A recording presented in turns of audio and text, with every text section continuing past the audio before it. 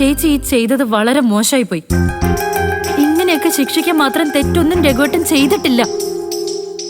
ഇന്ന് ഈ വീടിന്റെ മുറ്റം വരെ രഘുവേട്ടൻ വന്നത് ചേച്ചിയോടും മോളോടുള്ള സ്നേഹം കൊണ്ടാ. ദേ, ഈ കുഞ്ഞിനെ അതിന്റെ അച്ഛനെ ജീവനാ. എന്തിനാ ഇവളുടെ അച്ഛനെയും തമ്മിൽ ചേച്ചി അകറ്റുന്നത്? മോളുടെ അടുത്ത് രഘുവേട്ടൻ കണ്ണു നിറഞ്ഞു നിൽക്കുന്ന കണ്ടപ്പോ എനിക്ക് പോലും സഹിക്കാൻ പറ്റിയില്ല.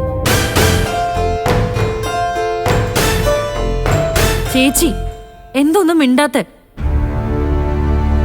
ഞാൻ പറയുന്നൊന്നും കേൾക്കുന്നില്ലേ?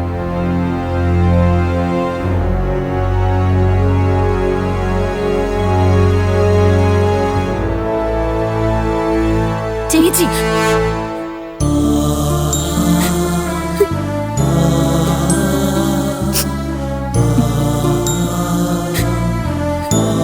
ചേച്ചി ചേച്ചി വിഷമിപ്പിക്കാൻ വേണ്ടി പറഞ്ഞതല്ല.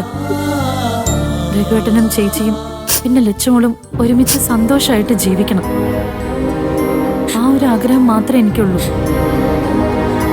എല്ലാം എന്റെ വിധിയാ ചീരു.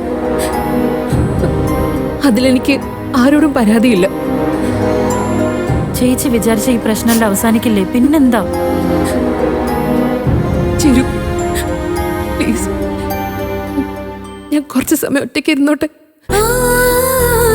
ശരി, ഞാൻ ഇനി ഒന്നും പറയുന്നില്ല.